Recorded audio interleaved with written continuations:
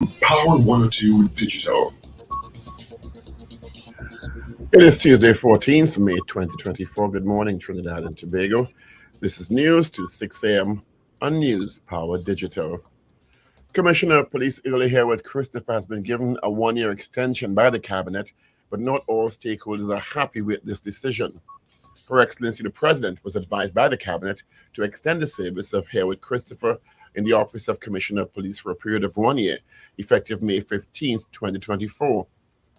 The move is being done as provided for in the Constitution under Section 75A of the Police Service Act. On Monday, the Office of the Prime Minister said Cabinet gave the advice to President Christine Kangaloo. The announcement was made via a media release yesterday, just hours after Attorney General Reginald Armour told the Parliament a decision on the COP's fate would come by today, Tuesday. Wasting no time to weigh in on the matter, Leader of the Opposition, Kamala Prasad-Bissessa, expressed disappointment at the decision at the latest installment of the party's anti-crime talks in Mova last evening. Prasad-Bissessa said, quote, "Before I came here, we are sitting in the Parliament. I got a piece of news. The news doesn't give me any assurance that within the next year, things will get any better with crime in Trinidad and Tobago," she said. You know what that news was. The government has now extended the contract of the present Commissioner of Police. Meanwhile, former Police Service Commission member Martin George called on the government to inform the public what led to this decision. George said, open quotations, one has to question on what basis Cabinet, which is constitutionally directing the head of the country, on what basis they would have made the decision, and have found confidence to say, well done, keep doing what you're doing, end quote. He said, because the average citizen and the ordinary man on the street keep doing what you're doing signals the spell continuing disaster and a complete failure on the nation's security apparatus. George, an attorney at law, said the crime is the biggest concern for citizens in TNT each day, and everyone looks to the commissioner at the helm.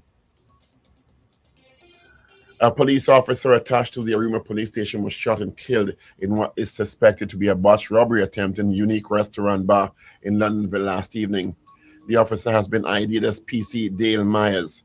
Just after 10 p.m., Myers was landing with his wife and a friend, who is also a licensed firearm holder at Unique Bar along the Montrose Main Road in Chaguanas. They were confronted by a lone gunman. The gunman was dressed all black and walked up and announced a holdup.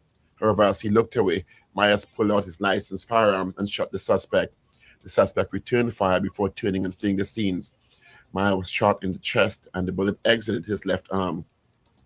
He was taken to the Chaguanas Health Facility for treatment but died at 11:06 p.m. while undergoing treatment. There was a bullet hole in the right driver's door of the Mercedes, which was parked at the health facility, which transported Myers to the facility. A team of officers from the Central Division and Homicide Bureau responded to the report and made their way to the scene of the shooting. A firearm was seized at the scene. Investigators also observed the trail of blood running from the bar to the roadway. As a result, they determined that Myers had shot and injured the attacker. An all-points bulletin was issued and checks made at all nearby medical institutions.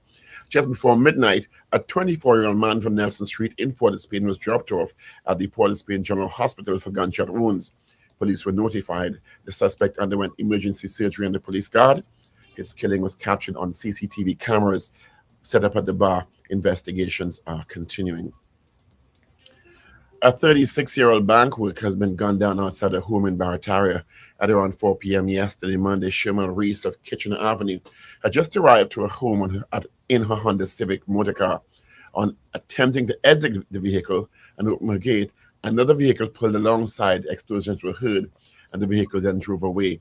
Residents, upon checking, found Reese slumped against the driver's seat of her vehicle. She was bleeding from gunshot wounds to the head and neck. Police and paramedics were notified, and the injured woman was taken to the Eric Williams Medical Sciences Complex. However, Reese died while undergoing treatment.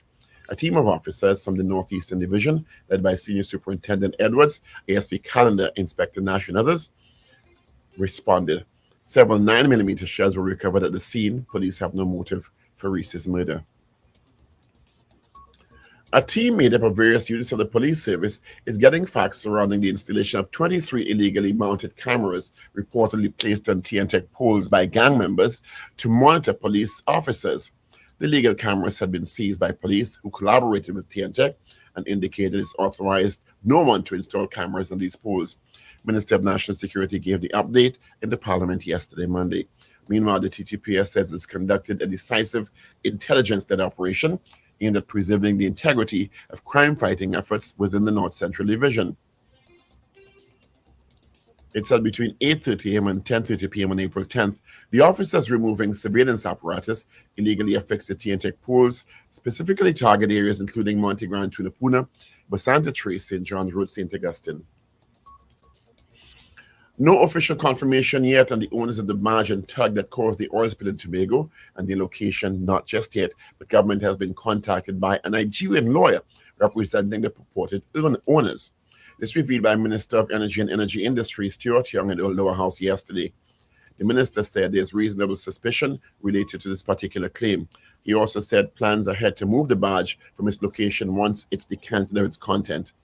Minister Young gave the latest update on the situation following a question from Naparima MP Rodney Charles, who queried who is responsible for the oil spill in Tobago, which occurred back in February. On Monday, the fourth tranche of approved ministers' permits for 2024 granted the Venezuelan migrants in Trinidad and Tobago who registered under the migrant registration framework are ready for collection.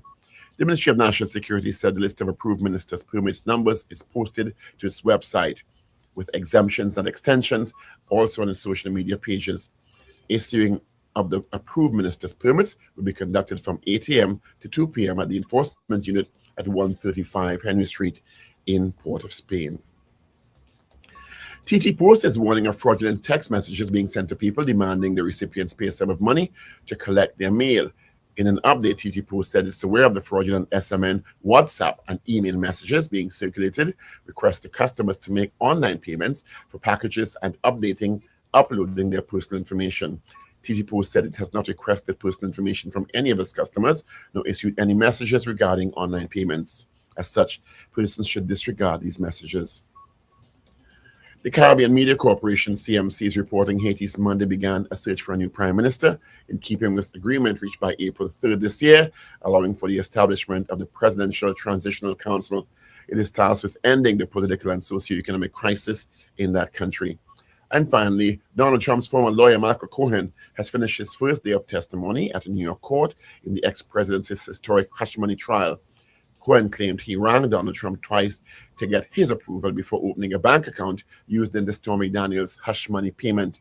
Before the 2016 election, Cohen paid porn star Stormy Daniels $130,000 to stay quiet about claims that she and Donald Trump had sex in 2006. He testified Trump approved the plan to reimburse him for the hush money payment and said it was to be classified as legal fees. And that is news to 6 a.m. right here on News Power Digital. We have major news coming your way at 7 a.m. brought to you with the compliments of Genesco Appliances Limited nationwide.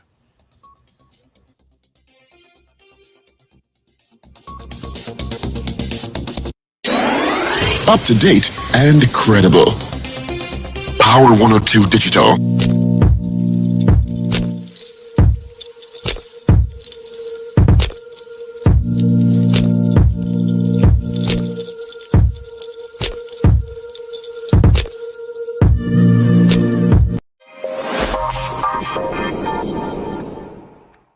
Neighbors, it is 9 minutes after the hour of 6 o'clock on this love day, the 14th day of May. Thank you so much for joining us on the Power Breakfast Show on Power 102 Digital. It's the R's twins this morning. We just heard from the one, the only. I call him Super Paul, Dr. Paul Richards. We'll hear from Richard Ragoobarsingh. We got Ruben in the mix. Shane. My name is Steve Kahn. Quickly, let's take a look at what's happening on the highways and on the byways at this time. It is 26 degrees at Piarco International Airport, 28 at Crown Point, and traffic-wise, let's see, nothing, just about beginning to build, I would say, in the Churchill Roosevelt Highway, heavier from Barataria in the Port of Spain, a little volume through Chase Village, and from Charlieville, nothing to tell you up in north or south. All right. Before I say my hellos, I'll say good morning, good out to Super Paul. Morning, Steve. Good morning, everyone. Morning, Paul. What's happening? What's happening? It is Tuesday. Another hot day is installed. A lot. Yeah, a lot going on. A lot going on. But we'll get into that in a short. Let's say good morning, good night to DJ Ray out in Delaware, Beefy Smith out in Goodwood, Tobago, Wendy and James in San Juan, Garth Silly out of Valencia, Oliver Man Warren, Marcia Rock out in Orlando, Rena Boodoo Jennings, Wayne B in Georgia, Ray in West Palm Beach, Florida, Maria Celia, D. Pierce, CJ Huda Wells, John Cato, Mrs. R is up. Would you believe? Hector. Good morning to you. Slick Money Grip, Gloria Gray, Miss Ingrid in Tucson, Arizona, Josie Richardson, Michael Robinson in Yokohama, Japan, Karen Yipnow. Woo, look at messages. Brent Hatcher, Evans David, Trinidad Margot, Sherwin K. Good morning to you. Thank you so much for watching us on YouTube and on Facebook. And let me just check quickly what's on WhatsApp. YouTube and WhatsApp 318-1021. We got Val, we got Trev and Arima, we got Sankofa, we got GNC Auto Security, we have got Dan Raj. Good morning. Thank you so much for giving us a message this morning. All right. So Erla, happy birthday to you, and you're now the Commissioner of Police for another year.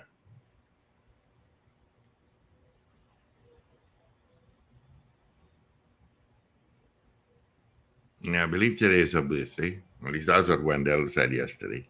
That today is the Commissioner of Police birthday. So happy birthday to you. And you have your hands filled already.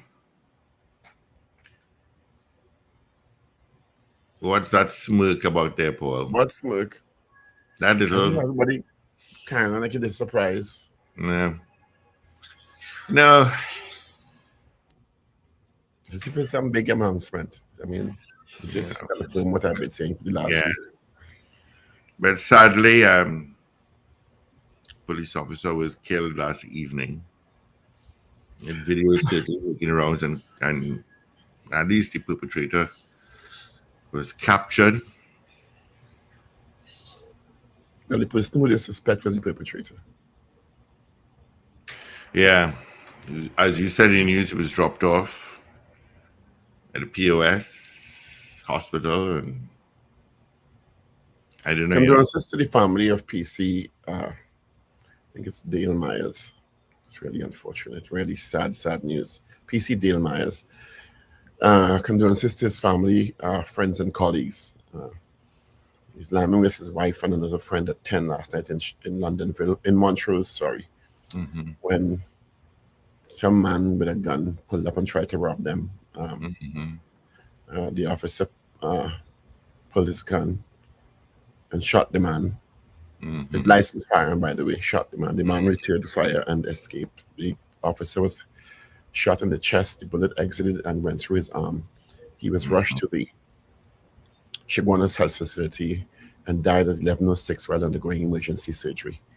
I saw Ian Allen had a video showing bullet holes at a black Mercedes, which apparently was his friend, the officer's friend's car that rushed him to hospital. And it didn't look like no small bullet, but you never know. Really sad news last night. Really sad news. So condolences again to his colleagues and his family, his colleagues and his friends. Yeah. It's lost. Imagine you're just sitting down there. Hey, Richard, let you go by that bar and have a drink now before we call it a night, and poof. I don't know. I don't know. A bank worker, female, 36-year-old Shamel Reese. She's coming from work in Bartaya and was about to exit her car. Was exiting her car in front of her home, and a car pulled up and just fired shots. When the neighbors came and checked, she was slumped against the steering wheel, bullet bleeding from gunshot wounds to her head and neck. Rushed to Eric Williams Medical Sciences Complex and died while undergoing treatment. So condolences to her family also. Pretty girl too. I don't know. I have nothing to say again. I don't know. You go to work, you come home, you go to a bar to meet with your significant other, to meet up a friend, to have a little cocktail. I don't know.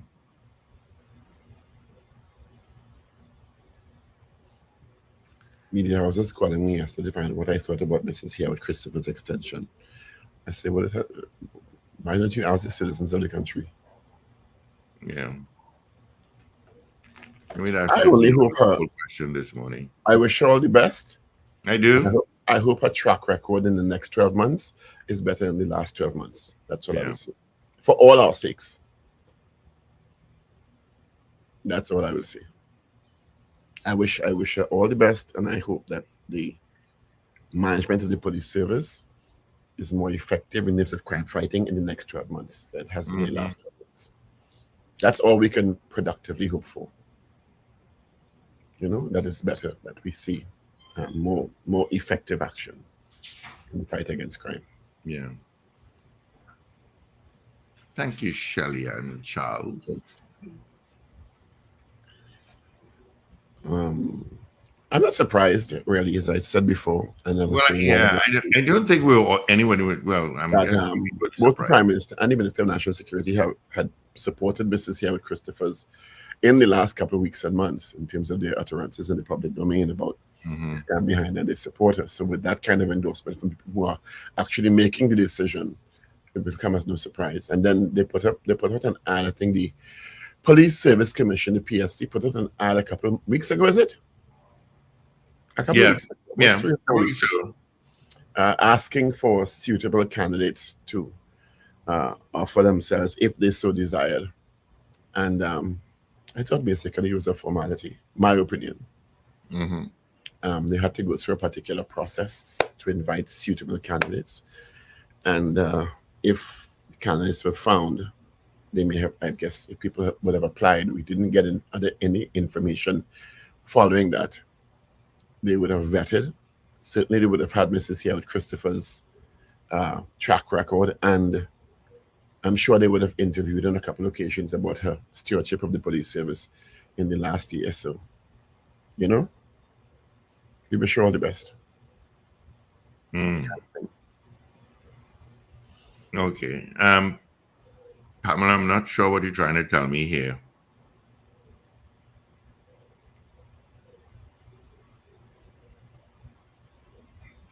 Apparently, this is one of Richard Ragoobarsingh's schoolmates from CIC. Anyway, when Richard comes on, we'll find out. What's that? No, somebody is Pamela is telling me here that the chap that was murdered, what's his name? Police constable. Is he the officer? Yeah. Dale Myers. Right. And I think he went to meet his brother. I'm subject to correction here. This is Pamela. Pamela, just clarify a little bit for me. Okay, he went to meet his brother. And his brother, Byron, is a pilot in Dubai and went to school with Richard. Do I have that right, Pamela? So Richard will tell us about that. If that is true, condolences. Yeah, condolences is, a simple thing is, going to meet your brother for a drink. You take your wife along.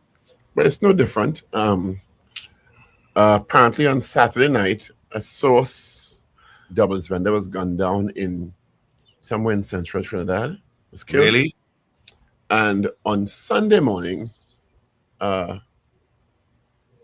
the Curab source, a car pulled up and told the 19-year-old doubles vendor, "Tell your boss, look out for a message, we come in for you," or something like that on Friday, and fired some shots in the direction of the young man, the 19-year-old, and sped. Unfortunately, no one was killed or hurt. In Curab Junction? Yeah. So I don't know what which is always congested. I don't know what's happening, really. Something is really off there. Something is, yeah. Because I think some months or years ago, they showed us another source vendor was either shot and or killed or something like that in Curab, not so? Around. Yeah, they had a shooting. I don't know. Something is very more odd. than one, I think. Yeah. Yeah, Curep has really gotten to be a hot spot. Yeah. I mean, I'm from Curep, and Curep is really a hot spot. Yeah. Well, that southern main road area between the bus route and I would say as far as WASA's turn off there by the WASA farm there A farm road. is Yeah. really dingy now. Sambat moved out because of crime. Yeah. Because every time people went into the restaurant, they came out, their car was broken into, and I love that restaurant, but they moved to Shiguanas now. Yeah. And they just couldn't take it anymore. They moved out. Yeah. You moved out. The people opposite I you moved out because before of you the moved crime. out. Yeah. So- As I said last week, someone went to the bar next door, and he got home, and he's opening his gate, and three fellas just beat him up and stole everything he had. Yeah. He's in front of his home.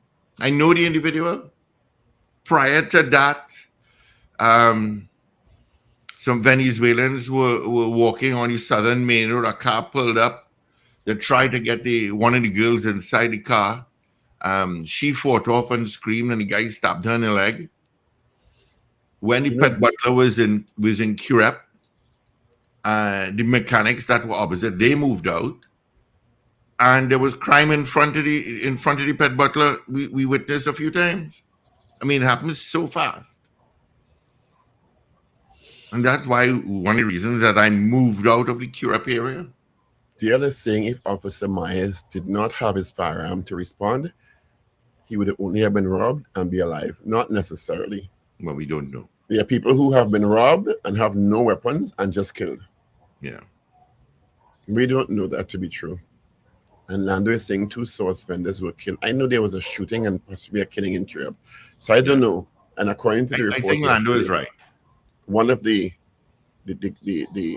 assailant who pulled up in Curep Sunday morning shouted at the 19-year-old who was selling the doubles, tell your boss we're coming Friday or something like that. And it's just very, very bizarre.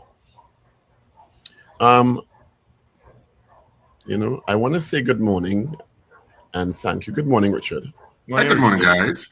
To TCL, Roadside Assistance. Mm-hmm. I went to get lunch yesterday at Ellerslie. I want to jump back in the car. Battery dead. I mean, what the hell is this? But you don't get no sign. No, batteries now. Long time a battery. A battery lasts exactly 2 years to the month. Yeah. Oh, you're lucky I'm if you convinced get I called TC and I congratulated, but they were so professional. Yeah, always. They called back every 20 minutes to see if I was all right. And they sent 2 vehicles. And they sent one ahead, and then the flatbed was on the way. And the one who came with the vehicle first, the guy who came with the vehicle, good morning, his name is Keshran, I think. Thank you for your assistance. He said, what's the problem? I said, well, I don't know. I don't dig up inside the car, I just turn the engine and drive. So we all know that. He said, open the bonnet. He pulled out this little device, and I'm going to buy one today, the jump starting unit. Yeah, I have one. And I put the battery, the car started. I drove to the mechanic and changed the battery. The mechanic told me these batteries are made, they give you between 2,000 and 2,500 starts like clockwork. Yeah. Let me tell you that I have that battery pack in my car. So and I can jump start like 10 cars and that thing just lose one bar, Thank you to TCL Roadside Assistance for your efficiency and your professionalism yesterday. Yeah. Not only that, my parents broke down last week on their way from Shogunas heading home. And the car overheated and they pulled over and they had roadside for TCL and everyone should have that device in the car. Yeah. Anyway, good morning, Ragoobarsingh. I'm sure you've heard the news by now. The sad news that a police officer was shot and killed last night. Yes, actually, he's from Arima, I believe. Yeah. And Pamela is telling me that you may know his brother, Byron Mears. I know Byron was my best friend in primary school. Well, he's a pilot in Dubai. Yeah, he is. And he lives in Dubai. I know Byron.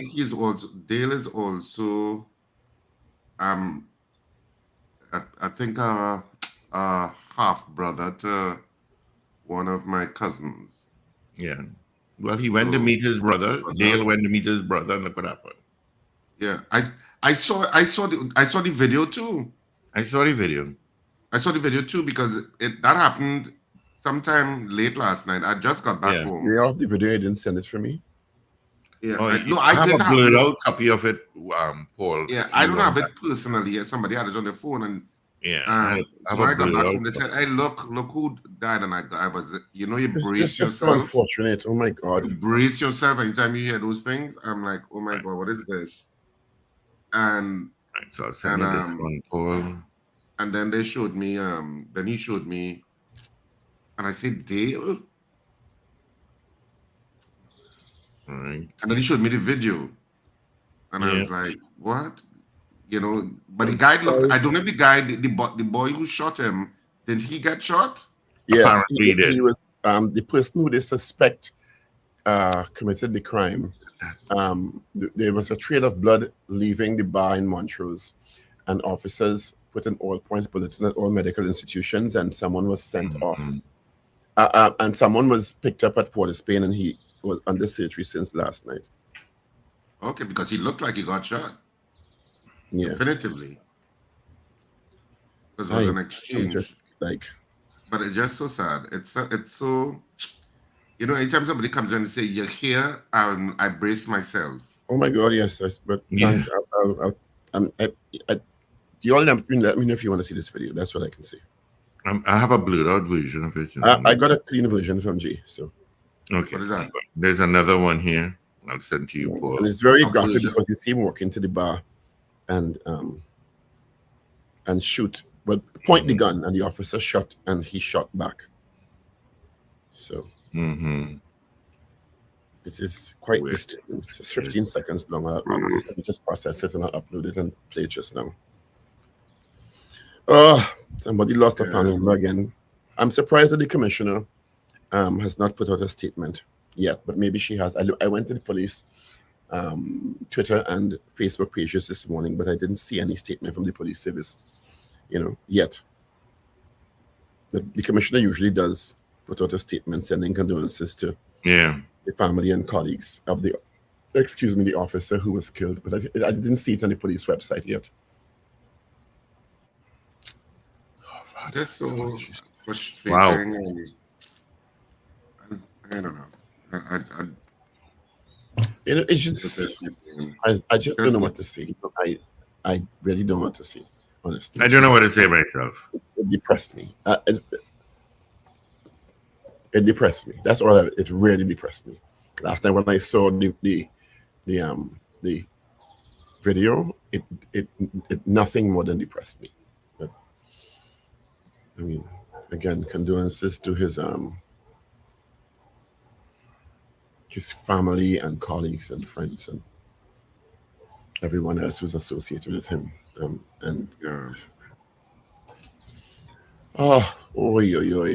So we said, by now Richard, I'm sure Mrs. Harewood Christopher her term has been extended by a year. No surprise to us, we said so last week. Yeah.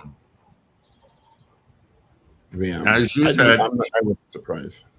The Prime Minister wouldn't fly out without approving, as you said. Yeah, so I mean, I'm sure acting Prime Minister Imber would have finalized the information. And as I told Jaron over the weekend, I said this. He said, "How come we get no information yet?" I said, "This is not going to come over the weekend because it'll be front page news on Sunday." And clearly, they wanted to minimize the we'll talk after now. You understand? I'm not surprised. I fully understand how media operates and how the cycle operates. They put it out. Parliament sat yesterday. The House of Representatives sat yesterday, and a question was asked of the Attorney General, and he said information will come. This is yesterday at about 4 o'clock, before the end of today. So I said that's an odd thing. Why not just announce it in Parliament? You understand the decision would have been made already, and lo and behold, around 6 p.m. the communique came from the office of the Prime Minister. So why not just announce it? Because Minister Imber, acting Prime Minister, was there. The Attorney General was in Parliament. The Minister of National Security was there. And clearly that decision would have been made before they went to Parliament. Am I wrong in that assumption? No, you're not. Exactly. So why not just make it in Parliament? It's because news cycle. Put it out 6 o'clock, hit 7 o'clock news, 24-hour, blah, blah, blah, blah, 12 2 days old. So let me go back.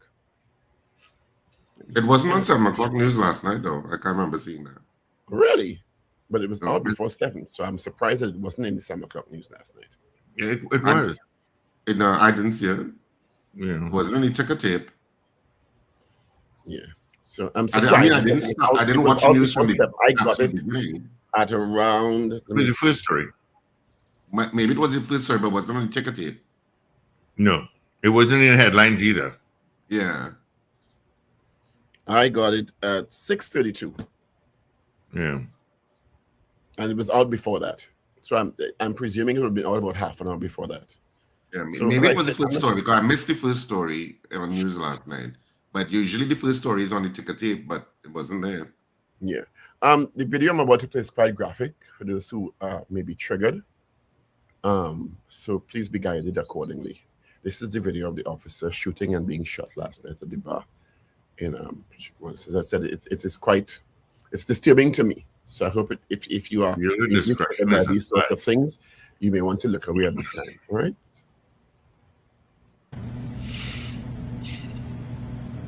Sure. You can shoot.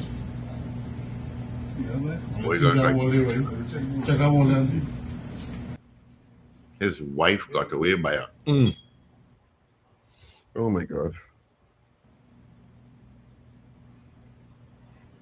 Sure. You can shoot. See that one right? Check out one and see. Yo.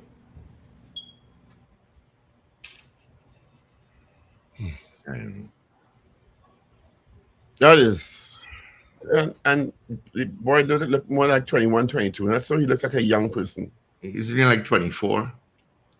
I didn't know the age was not given. So Yeah, I have it right here. I don't know. Yeah. But, I mean, Richard, this is something we all do. I mean, you go to meet. I mean, look at the gentleman. He went with his wife to meet his brother, and look what happened. You know, it's. listen, the wife could have been shot. That was very close. You watch it closely. It's, Basically, point blank range, you know. yeah. Because bam, she got away by a hair with chinny chin chin. I don't know.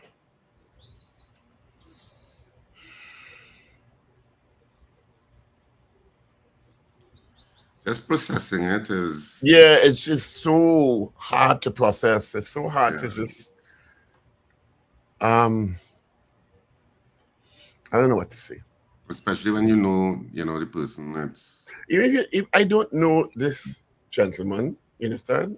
I don't know his family, but it's just so hard to process that The you go scenario, to line with your wife and have a drink with your which we with your all do. friend, and somebody walks in with a gun and just didn't die at the scene. He died while undergoing. They rushed him to hospital, and he died while undergoing emergency surgery. So, oh, Jesus, that is very, very disturbing. The other news, if there is other news, and of course the young woman who was gunned down outside her home yesterday. Well, the woman, 36-year-old woman, Yeah, she's beautiful girl. she pulled up in front of the house after working all day. Car pulled up, fire shots shot her in the head and chest. She died. There was also more information coming out about the 23 legal cameras mounted on TNTech poles, and update given by Minister of National Security Fitzgerald Hines in the Parliament yesterday indicated that the police are working with TNTech to try to narrow down who the perpetrators are of these, because it can't be one person putting up 23 cameras. Somebody had to hold the ladder, somebody had to drive the truck. Mhm. You understand? Not only that, Paul, if they have internet. Well, I don't know what type Cameras of can cameras they work. had. I'm Yeah, presuming that if it's hard, it's not going to be hardwired. It's going to be Wi-Fi cameras, Mhm. because But now we get internet. to run wire from all Tunapuna St. Joseph, and some with parts of That's St. thousands Augustine. of feet of cable. There's a lot of that is, to me, impractical. So it seems that, the electronic devices, cameras in particular, will have an IP address that they're streaming to, and a geopositioned streaming location. They may be able to find the central area that the cameras may be streaming to, or the areas the cameras are streaming to. So I don't think it should be brain safety to find out where they was used. But now, as the police said yesterday, now that the information is out in the public, the perpetrators may have already abandoned wherever they were located. And it may be more difficult. Because any month a bill is going to a certain address. What bill? Internet bill, if every camera is a Wi-Fi and so on. Each box has a serial number which you punch in and you can find out the name and the address and the account is on. I'm sure the IT department of the police service and the will be working on that. Will be able to identify all of that. But I mean, that is when you get a real boldface, the criminals. Yeah. You understand? As boldface could be. That is when you tell yourself, unfortunately, you are taking the fight to the police. Something else happened yesterday that was just like a dud, to be very honest. What's that? Last week, we'd have had information that there was supposed to be this grand reshuffle of the Tobago House of Assembly executive. Well, it happened. Oh, that. Yeah, I saw that. Yeah. And everybody yawned. You see how you yawned there? Look, you just yawned there. For me, I did not yawn. That was not yawn? No, it was not. But I yawned. Yawns are contagious. I just took the information as information. Okay, they should be shuffled. Okay, I don't know the personalities well for a reshuffle for most Trinidadians, and I can't speak for Tobagonians, but for most Trinidadians, when you shuffle secretaries in a reshuffle in the THA, we don't know the personalities well for it to impact. So you're just hearing a list of names being shuffled.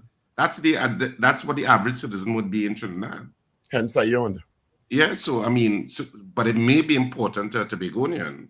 They may know the personalities involved, so it may have more relevance to them in terms of what is being done. But for Trinidadians, generally, it would be like, well, you don't know the personalities well enough. Vis-a-vis, if it was a national reshuffle, you tend to know the personalities much more, So that's why I suppose people would be receiving the information, but it's not as impacting. But it's probably impactful to Tobagonians who will know the personalities and prefer certain people. The most significant thing to me coming out of the announcement by Mr. Augustine is that he's no longer finance secretary. But they said a new finance secretary will be appointed by July 1st. Yeah. By July 1st, they said. And that's an important one. I know we have interviewed finance secretaries on this show several times. But that's an important one. Going back to the main story, well, I consider the death of the officer the main story, but subsequent to that, the reappointment or the extension of Commissioner here with Christopher's tenure. And of course, people have weighing in. You have the usual suspects. You have Mrs. Pasal-Bissessa, you have Mr. Griffith, and then you have Martin George. So is it that they expect, I expected that they would have extended it, but I thought they may have gone for like 6 months. No, that would be impractical. Because you have a recruitment process ongoing. You do? Yes, they put out an ad. So you're saying that it's going to take a year to recruit somebody? Bless your soul, Richard. Bless your soul. That's what I translate from that. And the ad had some sort of significance to you. Bless your soul. So you're saying the ad has no significance? Clearly not. Didn't change the status quo. I know, but the recruitment process I assume is in process. You assume? Yeah, because the ad. So you're saying the ad was a waste of money by the Police Service Commission? Is that what you're saying? The status quo remain. The ad called for suitably persons who are so inclined to apply for the position of Commissioner of Police. Am I wrong? Yes, that's what the ad And is. it went on to say to manage strategic direction and resource of the police service, to elicit change in crime fighting in Trinidad and Tobago, yada, yada, yada, right? So that went out about a month ago, 3 weeks ago. Am I wrong? Yes. Mrs. Hayward Christopher was given another year as a, is it tomorrow, May 15th? And that's why I So what does it started tell you? What does it tell you the ad impacted the status quo? And no, but I'm not talking about the status quo. I'm thinking about, well, they had to have an extension to facilitate the recruitment. And if you try to, But a year to me the is Police long. Service Commission didn't know that the tenure was coming up on the 14th of May and couldn't put out the ad 6 months before that? Richard, come on. Well, I can't answer. You are not a those naive questions. You are not a naive person. Never will. Yeah, I can't answer that part. So if there was an intention, and the only thing I could gather is that the people who, if anyone, who would have applied or responded to that advertisement for the position of Commissioner of Police did not meet muster compared to Mrs. Hayward Christopher. That's the only thing I can ascertain from that. Right? So you're saying there's no recruitment taking place? Chilean Lucky just buffed me. Is that what you said? That there's no recruitment taking place? I didn't say that. I'm saying the status quo remained. So the ad, whatever responses to the ad, if the ad was intended to be considered, the applicants to the ad were intended to be considered for this period, it didn't have any effect. Well, I just thought it puzzling. I expected there would have been an extension, but I thought it would have been an extension while recruitment was, evolving, so to speak. Good for you. Good for you. Bless you. If the ad came out a month ago, and if there were people who applied, and I don't know because we don't have that kind of information, it didn't change the status quo. Right? And if to me you're saying it would need 6 months for recruitment and processing, they knew the timeline was coming up, but they could have put out the ad 6 months ago.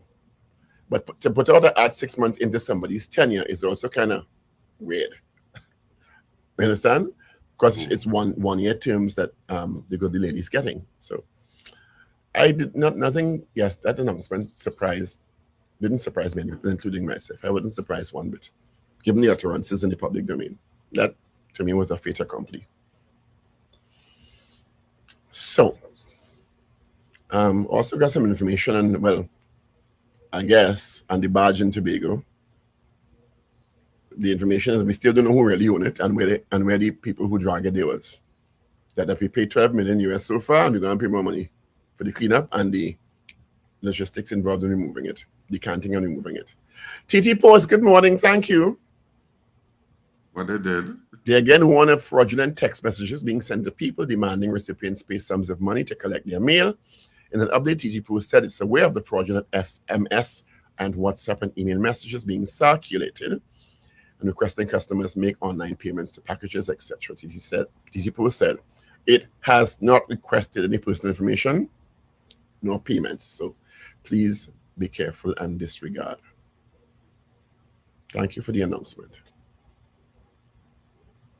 Ooh, boy, the chat hot this morning, boy. Ooh, I know, not surprised. I remember they were changing.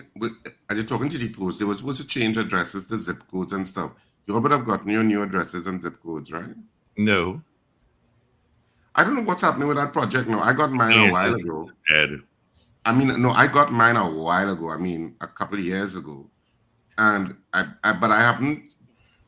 Even though I have it, I haven't formally changed everything over to that new address. And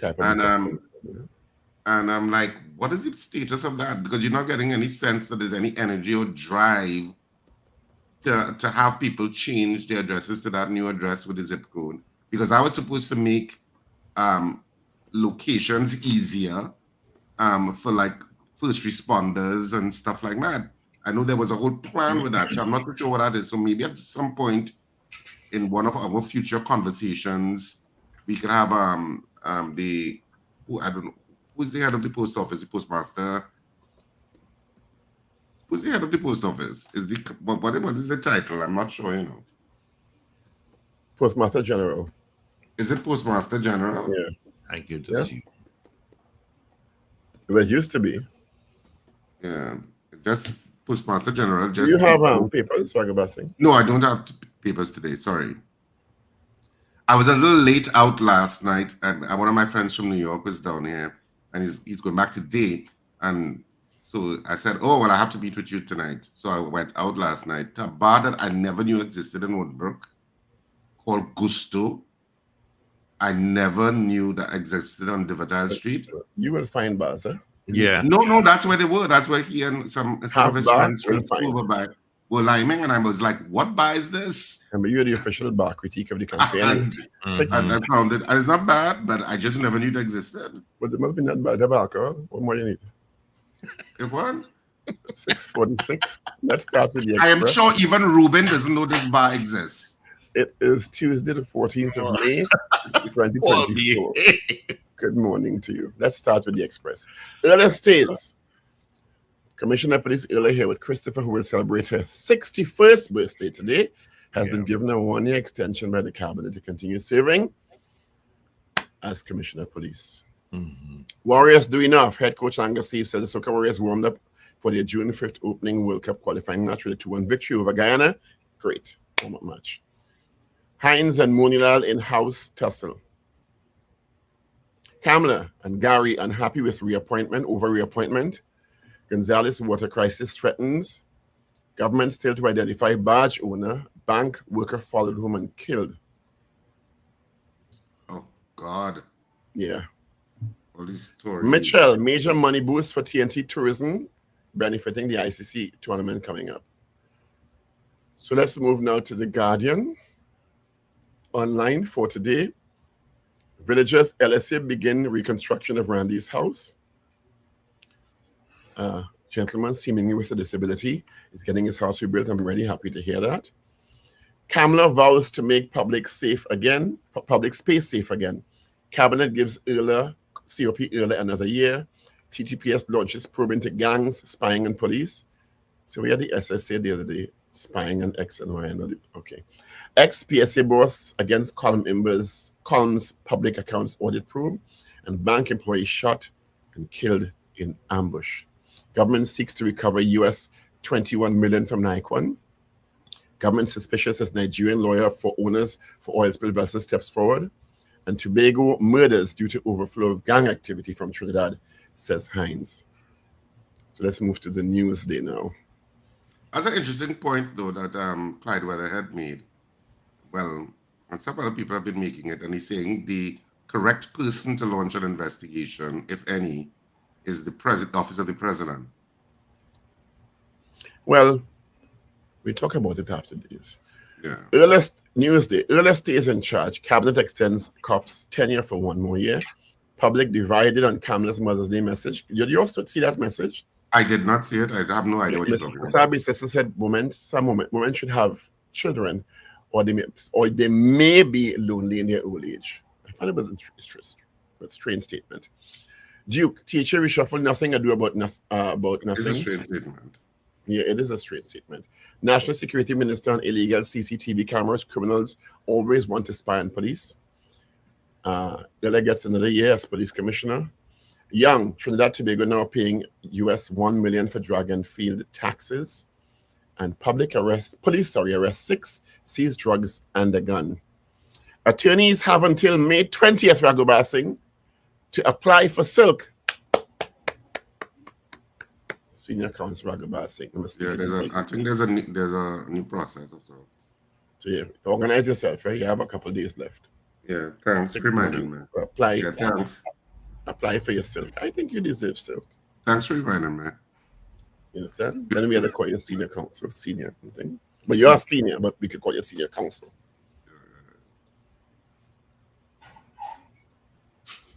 And those are stories trending today.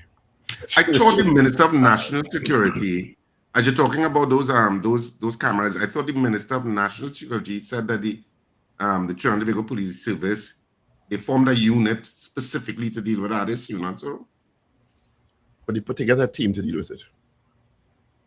But it's not a unit. It's a team. It's a team. Yeah. Unless they expect a lot more that will come up. No, it's not a unit. It's a team. Okay. All right. Those are trending stories in your newspapers for today, May 14th. Good morning. If you're having a birthday, have a great day. Adonna, you ready to play that video again, Gil? I played one more time because it's really triggering me, to be very honest. Yeah. It is a very triggering. Again, I'm going to play the video of the officer getting shot and shooting the assailant last evening. The officer, PC Dale Myers, died. He was taken to hospital, but he died while undergoing emergency surgery. And this video is very triggering.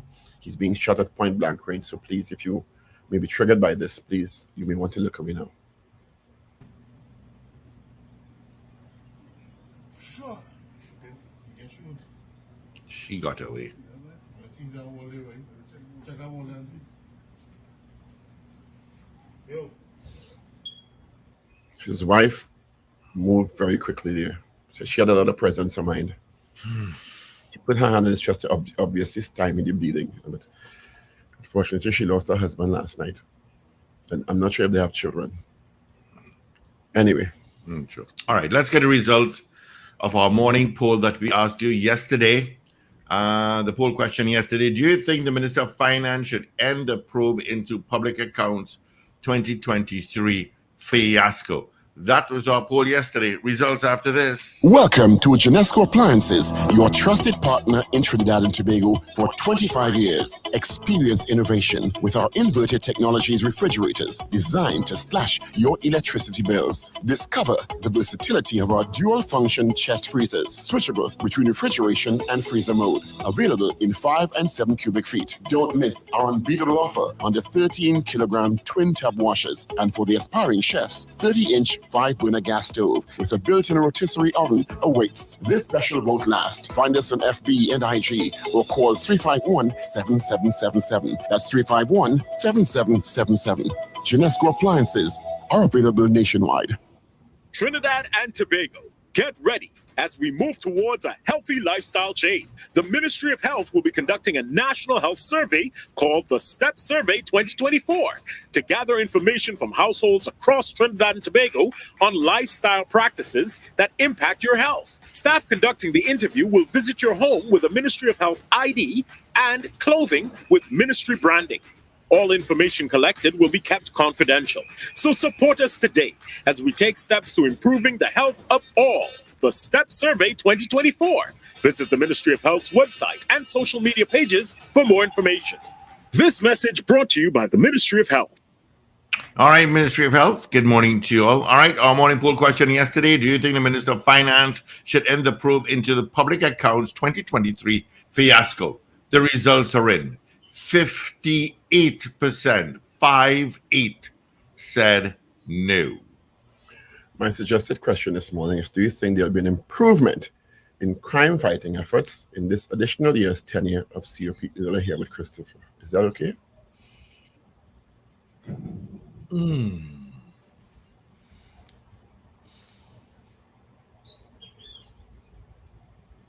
I guess. It's a little wordy. But yesterday you wanted long poll, today you want short poll? Yeah. I didn't say it was long. I just said it's a little wordy. Yeah. I could go with, are you pleased with that announcement? Would you like me to change it to that? Do you support a further extension of 1 year? Do you support the further extension? The further extension, yes. Okay. I will accede. All right. So let's do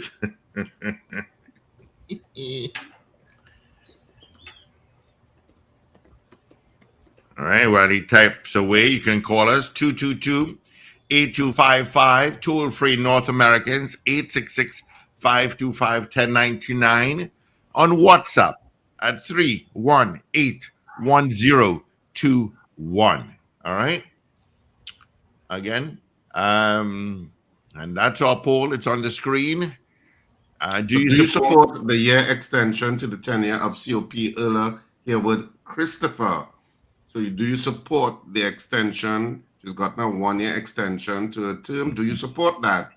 Yes or no? That's our poll this morning. 222-TALK, 222-8255. North Sure, Americans, time. 866-525-1099. People on the web and the app and streaming services. You can send your votes via the messaging portals there. If you're watching us on television via our respective cable channels, you can WhatsApp us your vote at 868-494. What I'm saying 494. 868. Was the number? It just escaped my mind. It's because I went on the screen, sir. No, another number came into my mind, and from the time I said that number, all right, well, let's get some of the votes in by the time. I do have a call. Good morning. 318-1021. 868-318-1021. Good morning. Good morning, gentlemen. Kansas City, my answer is no. All right, thank you. All right, let me scroll up. So do you support the year extension to the tenure of Commissioner of Police earlier here with Christopher? That's our poll this morning. What do you think? Anyhow, Miguel says yes. Gloria Gray, yes. Miss Ingrid, no. In Tucson, Arizona. Michael Robinson in Japan, no. Mrs. R, yes. Karen Yipnow, no. Ish out in Manic. Morning, Ish. No. Wayne B in Covenant, Georgia says no. Julia S. Batiste, no. David Wares. Morning, David. Long time no see. No. He's doing a show in Winchester. No. All right, let me just check what's up here. Royalty Forever says no. Let's see. On WhatsApp, Trevor Arima says yes. You put a name when you message us on WhatsApp.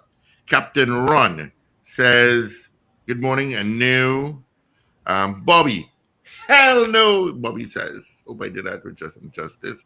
Val, not at all. Cascade St. Anne's, no. Eve, out in Sugar Gordas. Morning, Eve. No. There's some in the chatter. Please don't leave them out. Yeah, I get it some here on WhatsApp. Let's see. Did Eve? I got Emerson in the UK saying yes. I've got... Oh, there's a Peter. That's a long message. I'll have time to read all of that. Lorna. Morning, Lorna. Indy, Kali. No. Let's go to the chat. Rena Boodoo Jennings says yes. Carl M. Jack. Carl, where your messages from? Those things about that you said yesterday? He said no. Carol Guevara, yes. DL, no. Brennan Smith, which is Beefy Smith out in Goodwood, Tobago, no. CJ New York, no. Alistair Hart, no. Slick Money Grip, yes. Esther, no. What says you, What says you, caller? Hello. Good morning. Good morning. Calling from Diego Martin, no. Thank you, Diego Martin. Good morning, caller. Good morning, gentlemen. Yeah. Morning, mi amor. Buenos dias. Right. Mi amor. Morning. Well, you like pool, eh? Michael says yes. Good morning, caller. Hey, morning. Mr. Ragoobarsingh, police guy was just shot. You know him? Okay. Yes or no, Mr. Patrick? Yeah, we know him. Yeah. Yeah. That was one of a good boy, man. That was my boy. But I'm sorry to hear that. All right. Thanks, Mr. Patrick. The answer is nobody. All right. Got your no. I got Dan Raj saying no. I got a resounding no from Black Pearl. And let's see. I've got Gloria Charles Panton. Morning, Gloria. Gloria saying yes to the poll. Wayne Joseph says yes. Right, I was right, Carl. David Mayers out in Ajax, Ontario, Canada says no. Lester Craigwell says no. All right, let's get into our 7 o'clock major news, all powered by Genesco Appliances. Welcome to Genesco Appliances, your trusted partner in Trinidad and Tobago for 25 years. Experience innovation with our inverted technologies refrigerators designed to slash your electricity bills. Discover the versatility of our dual-function chest freezers, switchable between refrigeration and freezer mode. Available in 5 and 7 cubic feet. Don't miss our unbeatable offer on the 13-kilogram twin-tub washers, and for the aspiring chefs, 30-inch 5-burner gas stove with a built-in rotisserie oven awaits. This special won't last. Find us on FB and IG or call 351-7777. That's 351-7777. Genesco Appliances are available nationwide. This is your news bulletin from Power 102 Digital. Commissioner of Police Earl Haywood Christopher has been given a 1-year extension by the cabinet. However, stakeholders criticized the decision. A police officer is shot and killed in a botched robbery. A 36-year-old bank worker is gunned down outside her home in Barataria, and 23 illegal cameras are seized by police officers. Details in a moment.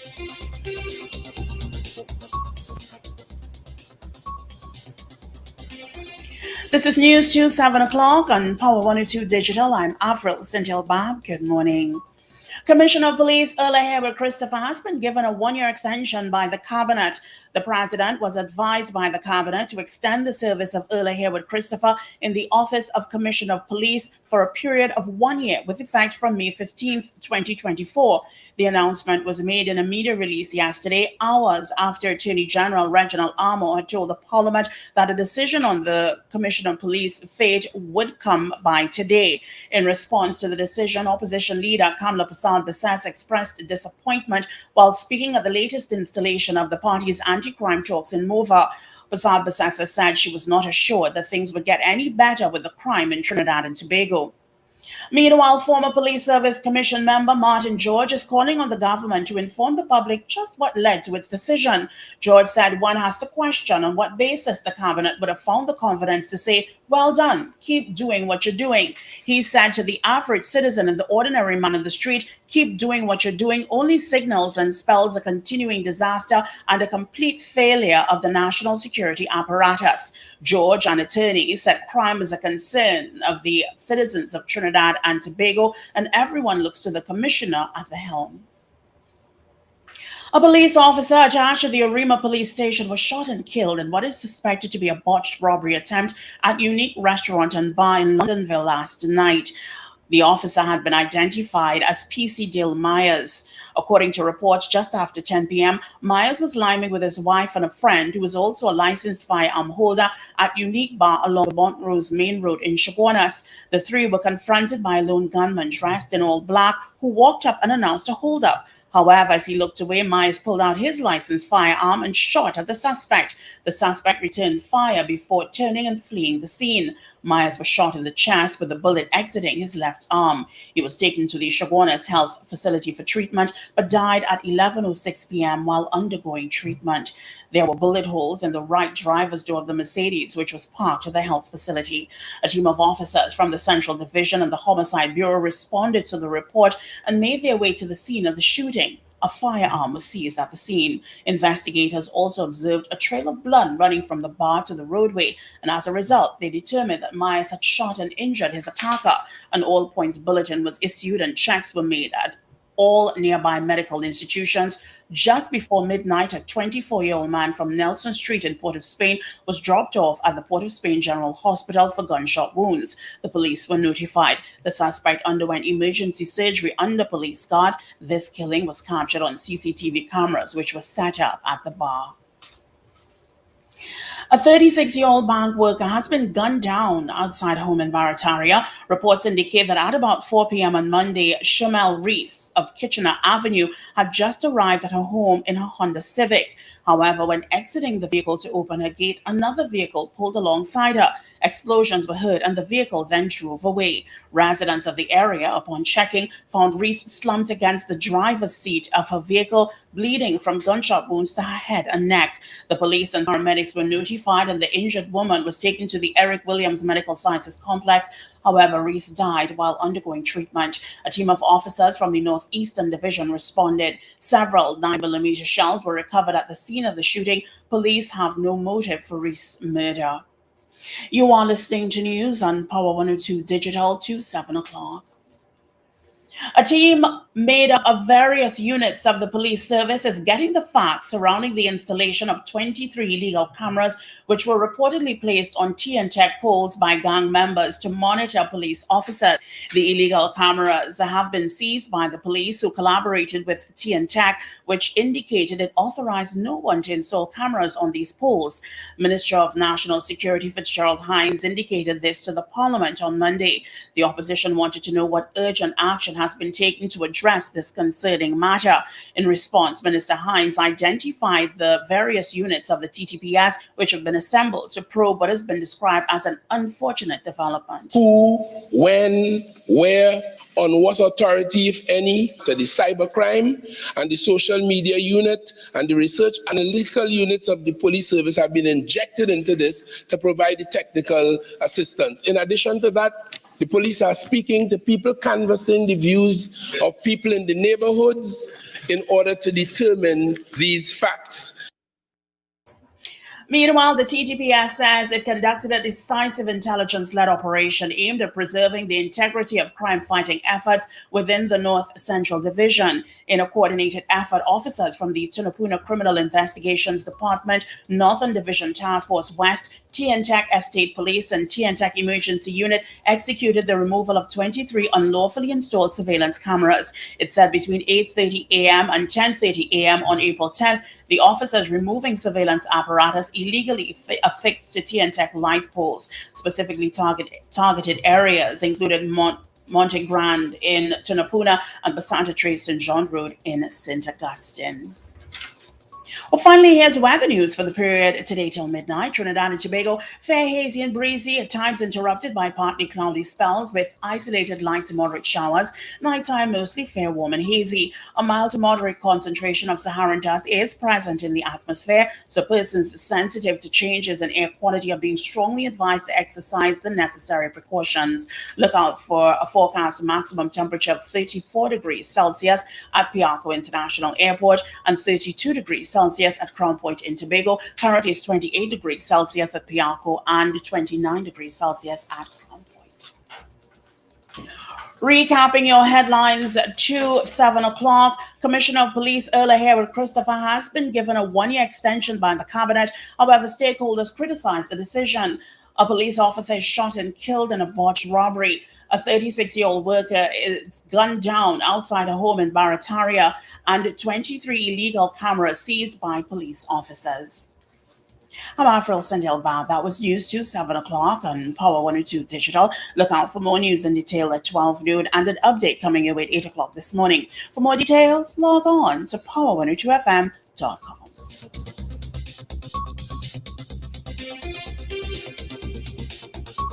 Of course, your 7 o'clock major news is being brought to you by Genesco Appliances. Experience, innovation, and inverted technology refrigerators designed to slash your electricity bills at Genesco Appliances Limited. Discover the versatility of a dual-function chest freezer switchable between refrigeration or freezer mode, available in 5 and 7 cubic feet. Don't miss their unbeatable offer on the 13 kg twin tub washers, and for the aspiring chef, the 30-inch 5-burner gas stove with a built-in rotisserie oven awaits. These specials won't last. Look for Genesco Appliances on Facebook and Instagram or call 351-7777. Genesco Appliances are available nationwide. Up to date and credible. Power 102 Digital.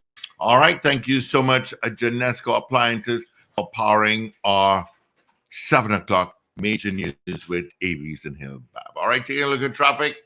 Yep, you're going to get it. Wherever you think you will, you will. There's an accident on Evans Street in Curup. A lot of people take that route. There is an accident there. Going through Chase Village, got nothing to tell you. Montrose Main Road, it is a bit heavy. Leaving San Fernando, heading northbound, past Point Pier to Claxton Bay, you've got some congestion. All right? Quick traffic update for you. Hope they helped you out in one way or the other. Let me see if I have any more votes. Beauty Culture said no. Right. Okay, let me just check WhatsApp quickly. I have Londonville saying no, and New Hampshire saying no. All right, so that's all the votes there. All right, Richard, let's get the results of our morning poll before our guest logs in. Mr. David. All right, so our poll this morning was, do you support the year extension to the tenure of Commissioner of Police Earl Haywood Christopher? We had 42 people voting on the poll this morning.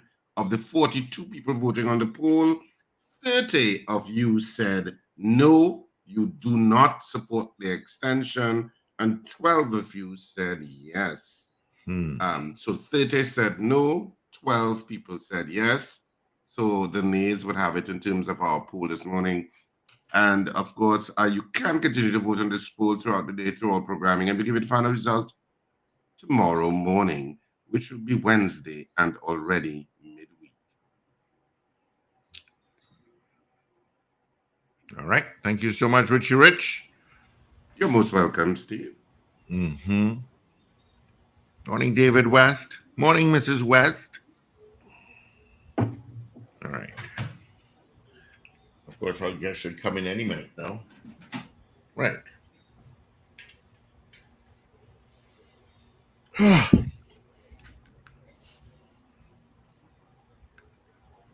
And really is. And let me just add here that WASA is now 24-hour hotline. Their customer calls and is now operational on a 24-hour basis. All right, so take note of that. You know the numbers. They want to try that with the water. Well, they're saying it's an emerging crisis in terms of how low the reservoirs are. And I've actually seen a picture of the arena dam, and it is very low. From above, I saw that picture. Yeah. I remember when I went through some water issues, sometime was it last week? Yeah. I had reason to shout out WASA. Mm-hmm. And they were, and you know, I called one of them and they were telling me, well, you know, there's a low pressure, whatever words they use, there's a low pressure issue, and it has to build up the pressure to get water, and you know, whatever the technical. I said, I really don't want to hear, you know. I said, since I'm a little boy, I've been filling up buckets, so my tolerance, I don't really even care for the climate change excuse at this point. I say, when you live your whole life having to deal with water issues, at some point, your tolerance level is extremely low to take excuses, which may be perfectly legitimate. They may be perfectly logical and wonderful excuses as to why you're not getting water. They do know that even when it's rainy season and we have plenty of water, we do get water in the tap, right? Of course, it's called turbidity. Okay. Wendell and I always discuss it. Wendell and I say that's a word that anywhere you hear in the world, Paul, you know, it's a Trinidadian. Yeah. You could be passing somewhere in Germany and you hear, don't talk about turbidity. You say, hey, Trini! Is that yeah? Or you know, I say, I hear the word turbidity. But the Trinis know that word for when it comes to water. I don't think any American knows that word when it comes to water, turbidity. We know it. People live generations. Away from Mr. West to log on. Yeah. No, People live for generations in other countries and never have to study that it's in on the tap. That it has never been a thought in their mind about the issue of water. Like we have to think about it. Maybe in some cities they're having to think about it now because of climate change. But that is because of climate change. We have climate change affecting WASA here since 1962. Sorry, I don't mean to go on a rant. WASA, you're doing great work and you're making lots of progress.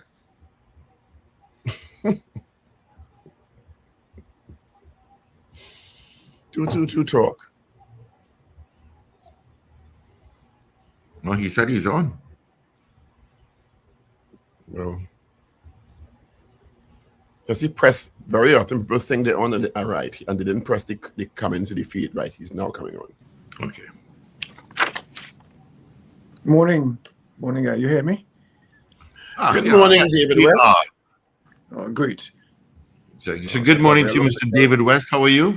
Fine, thank you. Morning, Wendell. Morning, Paul. Morning, Steve. Where Wendell? Wait. No, Wendell. Wendell. Morning, Richard. How are you? I'm good. Wendell is here today. Richard, I heard you're applying for Silk again. We just spoke about that. Is the again or like it, David? Wow. That's the opening salvo, right? That's where you started this morning. You're choosing violence this morning to start? Nah, man. Of course not. Good morning, David. Good to see you, man. How are you? Yeah, I'm fine, thank you. Paul. Wonderful. But it would be remiss of us to have you here and not put you on the hot seat. Your thoughts on the reappointment or the extension of the tenure of Commissioner of Police earlier here with Christopher. You have to work with the lady for another year. I wish the Commissioner all the best in your extension. We have been working well together in terms of letters I sent to her and advice. She has responded, and she has been very willing to, I think, share the cooperation between the PCA and the police service. And I think over the years, the relationship between the two bodies has definitely improved tremendously. I think the police realize now that we are not out there to get them, but we are an independent body just doing our investigations.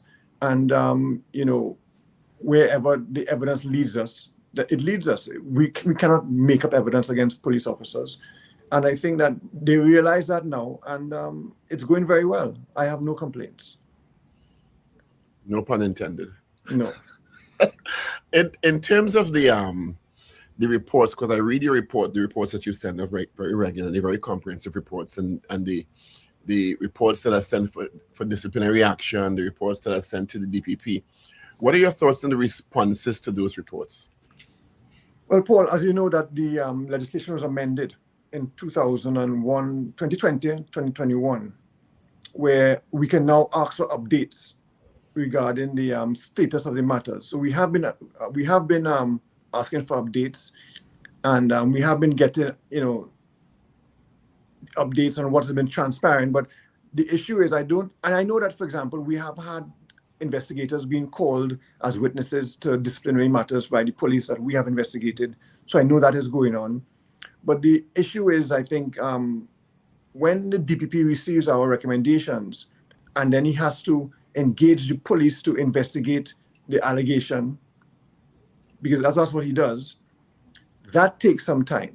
Although we have done all the work, the police officer has to go back and interview the witnesses again and make sure that what they say is correct. Because remember, at the end of the day, the police are in the witness box and they have to answer and they have to respond to what did you do? What did you do? Not what the PCA did, but what did you do?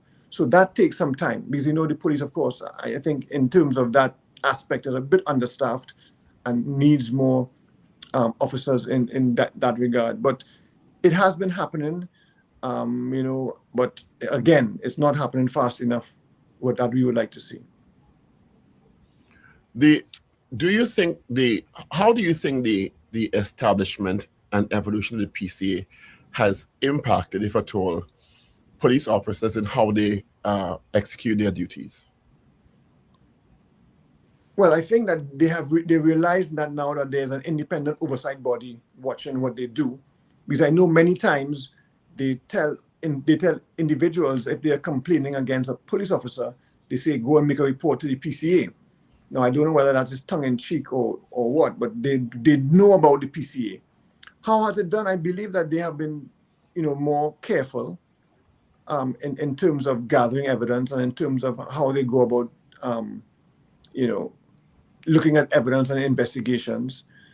What has me, I think still a bit, worried, if you want to say that word, is the police-involved shootings. Again, there's no use of body cameras for police. There's out of the 12 so far for the year, we have received no body cam footage. And again, the statements are the same. They went to execute a search warrant. They knocked on the door. They were either greeted with gunfire or they heard nothing. and they opened the door, they saw somebody run into a room, they fired back at them, or they held a gun or an object resembling that of a firearm and shot in self-defense. So, you know, in my view, when you're going to do a search warrant on a hotspot area or wherever, you know, you must have a plan A and plan B. You just cannot go there knowing that the person may or may not have a firearm and take action. You must have a plan B to what you're going to do if they don't answer. So that is the area where I think the police, need to work on it. But I'm sure that they are trying. But we are looking at it, and we are on the ball. And any, as you know, any non-fatal or fatal police-involved shooting, we investigate.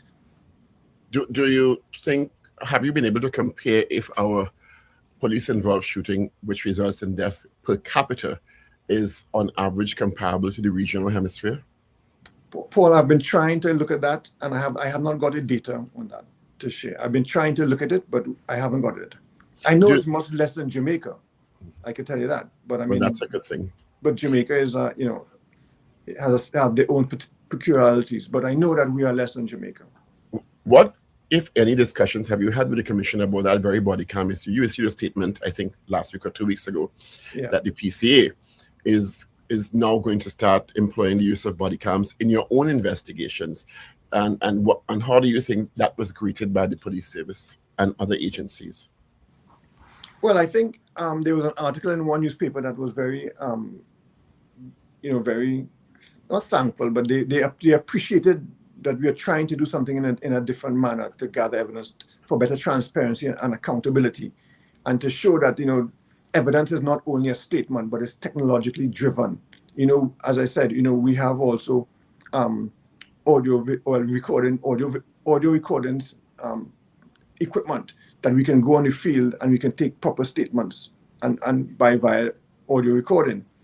Now back to the body camera.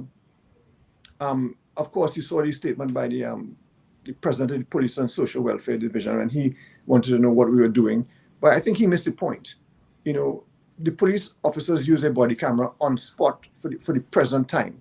What we do is when we normally, and we are there on after the fact. But that doesn't stop the body camera from picking up evidence. When we go and interview crowds and people say things, right? And once they say things, they give information. It may not be evidence, but it's information. And then we can later go and identify them and later take a statement from them and say exactly what transpired.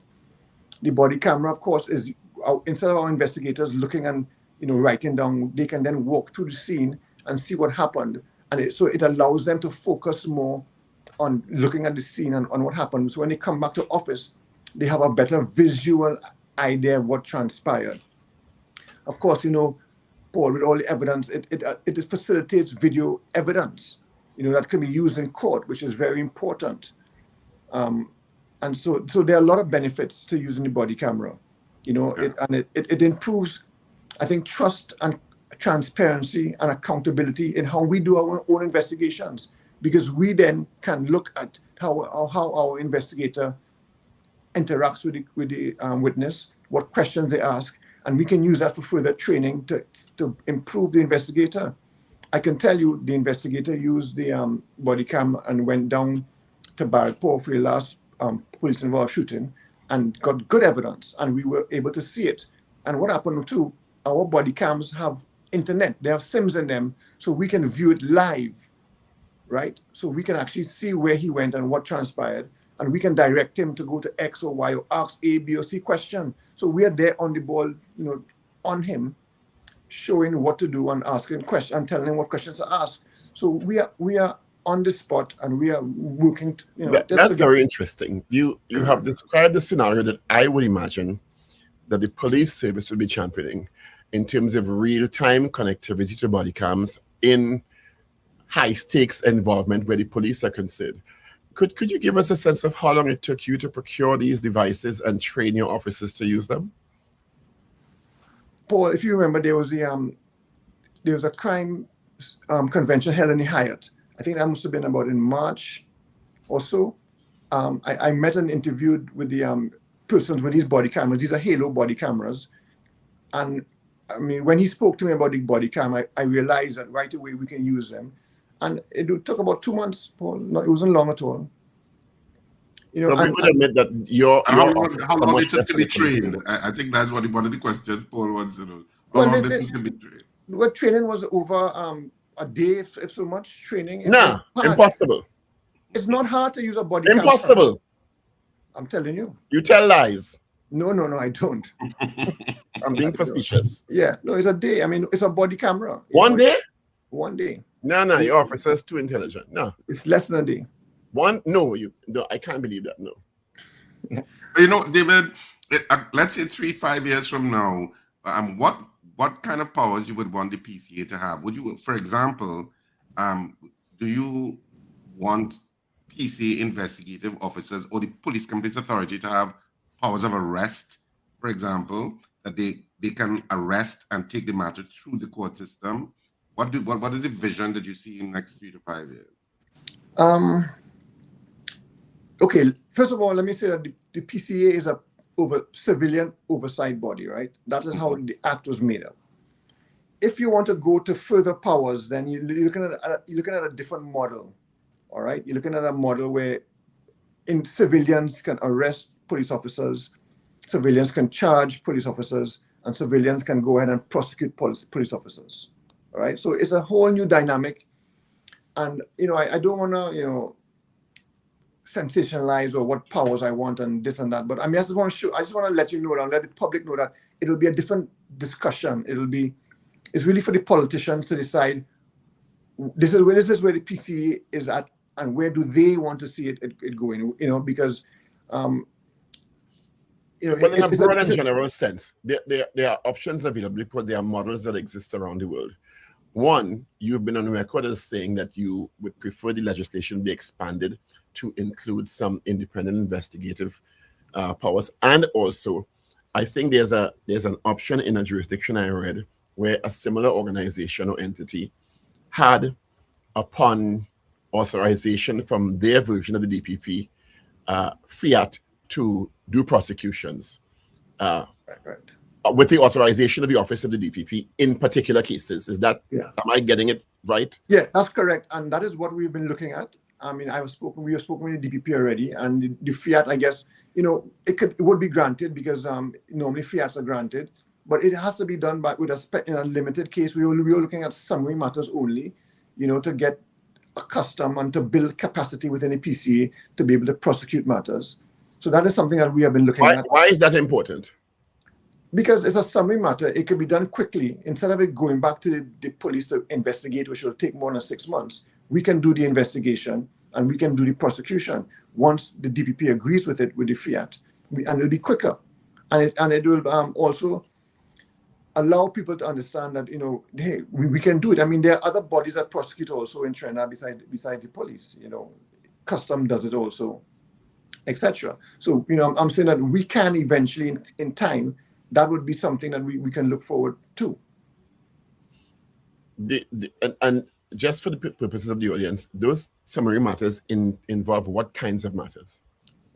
Assault, simple assault cases, breach of the peace, etc. Those simple matters. That don't harassment by police officers. They're not intense court involved intense matters. No, they're not complex matters. Yeah. The act also, in terms of its evolution, what do you think you indicate you don't want to be dragged into a discussion about what should and shouldn't, but I mean, in terms of where you see the priorities lie in evolving the Police Complaints Authority Act to make you more efficient, given your experiences between yourself and your predecessor, what do you think the main point of focus should be in terms of the legislative amendment? Well, Paul, if you look at the act is quite comprehensive in itself, and it's quite good. Actually, it's excellent. It's an excellent piece of legislation, and I must say it was. If you look at the Hansard, it was done by the PNM and was supported by the UNC with Basio Pandey supporting, which was, they understood what had to happen. The main area for legislation, I guess one area. And I don't want to get involved, and I don't want to get, blow up. But I think that sometimes, okay, we have gone on a scene where we have found spent shells, okay, and we have to call in the police because we cannot touch the shells because that, of course, will be possession of ammunition, which should be a charge. We have to call the police in to come and collect the shells, which they do very rapidly, and I'm very grateful to the cooperation we have. But I think if we could handle, or we could secure scenes, or we could secure ammunition, secure dangerous drugs maybe, or something like that, or secure those kind of items of evidence will be a good step, because we find these pieces of evidence at the scenes that the police sometimes miss. All right, and that will assist, I think, in everybody getting all the evidence to bring a matter to trial and justice properly. That brings to mind an issue that you've raised many, many years in the past, and the issue of whether or not, and you say you're working well with Commissioner here, with Christopher, which is great, whether or not you think the PCA is called in a timely manner to these scenes to process the scenes alongside the officers. I mean, I didn't even think about the fact that you can't touch ammunition, you'd be breaking the law. Yeah. As a practical execution of your duties. That's very interesting.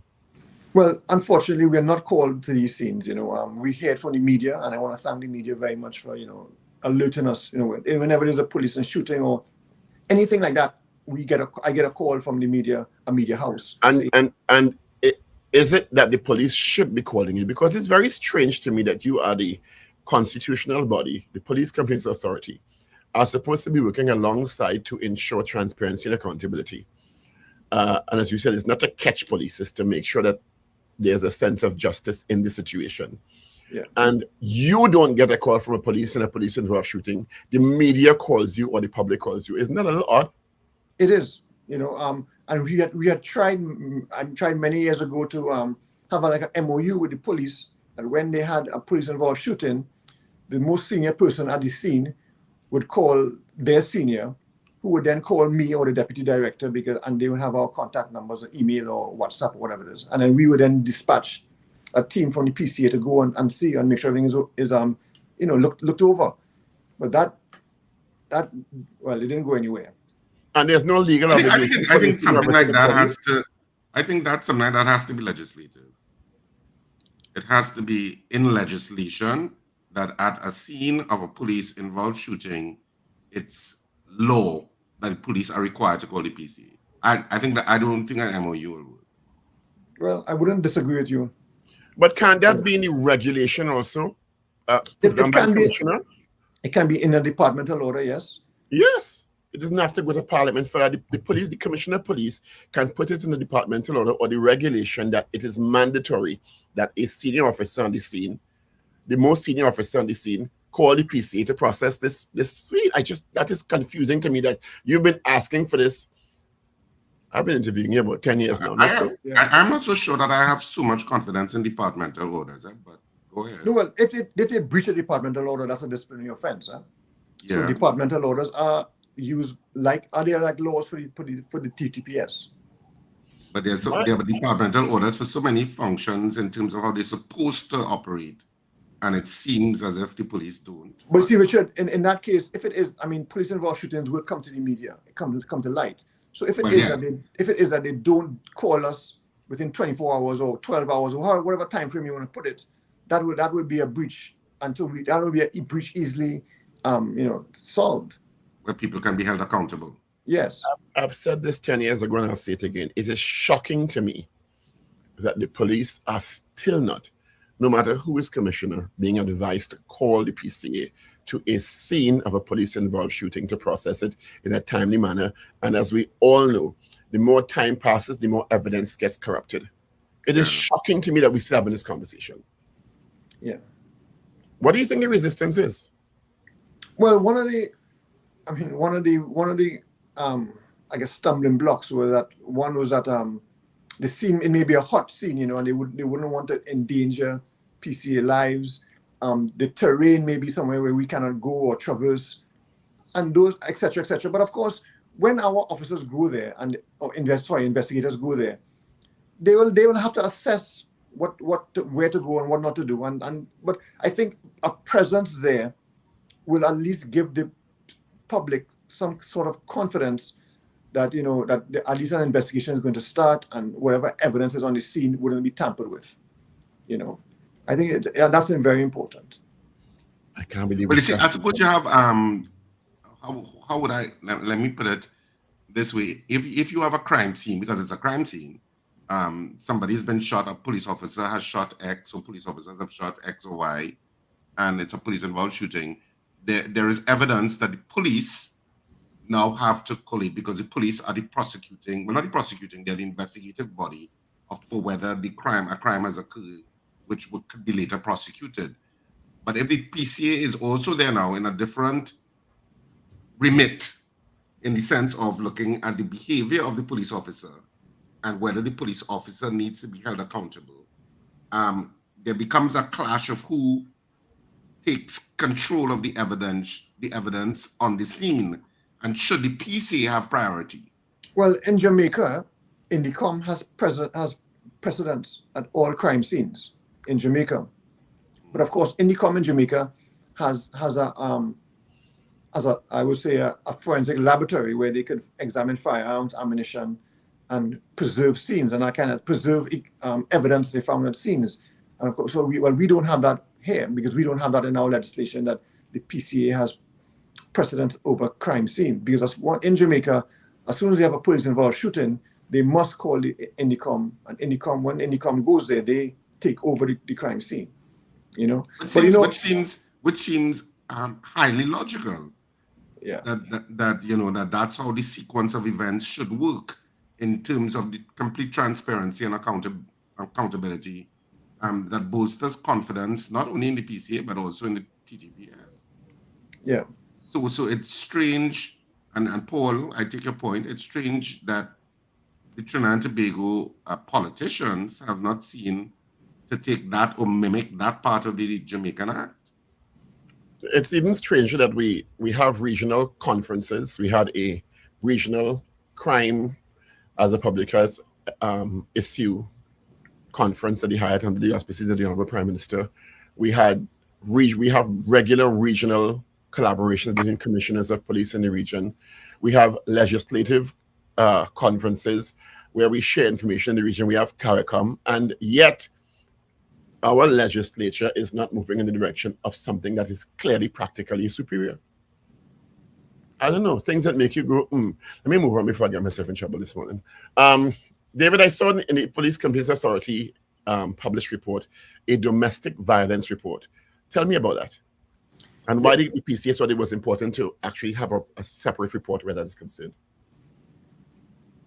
Well, this is a trend, unfortunately, that we have been seeing and witnessing over the past, couple of years in terms of domestic violence among police officers, or police officers with civilian spouses or civilian living in the same house. You remember the shooting in Grand Bazaar that took place a couple of years ago? That was as a result of some sort of domestic issue. So this has been happening. I mean, we've been seeing it happening often. So we thought we should bring it to light, because many times police officers should also have some kind of mental health training, or somewhere they can go and they can get, spoken to, or vent what's happening at home. To be fair, they do. There's a psychologist on call, but it's not mandatory. Right, but the point is I'm trying to make is that domestic violence, we've been seeing an increase within the police service in recent years. So we thought we should highlight it and make it known. And because there was a lot of talk about keep and carry home weapons and that kind of stuff like that, when throughout because of the crime situation, and police officers wanted to be secure, which of course they have every right to be. But what are the trends you're seeing in that report? If you could give us a summary. All I can say is that it's increasing. I haven't looked at it in a bit, but I mean, I know those domestic violence actions or matters have increased over the years. And these are reports against officers by their spouses? Yes, yeah. And it's on the increase. Have you had conversations with the commissioner about it? Because to me, that may speak to a deeper issue of the stresses that are associated with being an officer, because it is a high-stress job. Yes, it does. And the need for some sort of intervention mechanism for officers to be debriefed regularly who may be having those challenges. Yeah, no, I haven't spoken with the commissioner about this particular issue per se, but that would be something that that I will take on board to have a conversation with her about. Do you think the legislation of the PCA should be expanded past police officers to prisons, Coast Guard? Why you laughing? Why you laughing? You want to kill me, Paul? I mean, not at all. I would never do that. That's a suggestion. But as a practical oversight body. Well, again, Jamaica's INDICOM looks over the defense force and the defense forces. So there is precedent for it in the region that, that an oversight body looks at that oversight also. I mean, people have been, also talking about oversight over customs, immigration, these sorts of bodies, the defense force. So there would be some merit in that call, but that would not be my my call. You could make the suggestions. Yeah, but Paul, you could make the suggestion better than any of us here. I have. Exactly. I have. I have made several overtures, but I ain't ready. Powers, you think I have? You know how it goes. Do you, in terms of the execution, because as much as the act is, as you say, quite comprehensive, do you think the resources are there, or do you have resources issues, personnel issues? Because I know that it is an intense job. It involves continuous training of officers, and people move on from time to time because they get, from my understanding, extremely good training while at the authority. Yeah. And so you may have some sort of staff turnover from time to time. Is there human resources or other resources that are challenging? Not out of the ordinary that any other institution would have. There is people come and people leave, people stay for a very long time also to we have enough, we have a sufficient amount of investigators, we have a sufficient amount of attorneys, but of course we could always do it more. We have to prioritize our spending. I'm now bringing on a statistician. We had one before, but 2 or 3 years ago, but she left, but then we just interviewed. So July 1st, we'll be getting a new statistician, which I think is very important because we need to know what the numbers are telling us, what the figures are telling us, and where we should, increase our outreach, increase our focus. So we're getting that on board. And we have another attorneys we have to interview to come on the PCA. So as fast as people leave, or we are in trying to fill those gaps or voids. But I wouldn't say we're understaffed or we're overly stressed or anything like that, In terms of that data analysis, because I saw the report, the last two sets of reports, 23 and 22, and I know the police service, I think, I may be making a wrong presumption, use those reports to see if there are issues in particular police divisions. Is that those some of the trends that you look at in terms of the Yeah, definitely. The complaints, the divisions have the most complaints, the type of offenses. And actually, Dr. Simon Alexis, I don't know if you remember him, he is now, a doctor of criminology and works at the UE and also. But when he was there, he asked us to look at regimental numbers to see if the complaints for numbers 1, 2, 3, 4, 5, for example, or how many of those complaints came from that batch. So he's looking at to see whether or not how that batch was trained and whether they missed anything or whether they need retraining again. So they do use our numbers, and as I said, there's a good cooperation there, and we hand it over. The Ministry of National Security just recently asked for some data also, so we gave them that. So they're looking at it to see, what improvements can be done, which is good. So we are not we're there to assist the national apparatus, to assist the police service to better themselves, so everybody can feel safer and know they have. What are the top 3 disciplinary issues that have come to your attention in terms of those trends? Sure. Well, criminal offenses, I have it right here, Paul. We have police-involved shootings, misbehavior in public office, and shooting with intent. Discreditable disciplinary offenses, we have discreditable conduct, neglect of duty, unnecessary and unlawful exercise of authority. So I think the trend is the use of force aspect of it in police officers, how they use their force. I think that is an area where training, they can focus more on their training. Is the PCA part of the, do they have a module in terms of the training of police officers? Like No. in the academy, do you all have a module that you all go and speak to those young trainees? Well, yes. Well, actually, at 9 o'clock today, I have to go and talk to the new sets of new sets of police officers who will be passing out, I think, at the end of the month. So that's always a very good. We have been doing that. We haven't done one for a while because I think because of COVID. But before that, we have done that. We have done that. I think again when Dr. Simon Alexis was head of the police academy training, he invited us on more than about 3 or 4 times to talk to the police officers.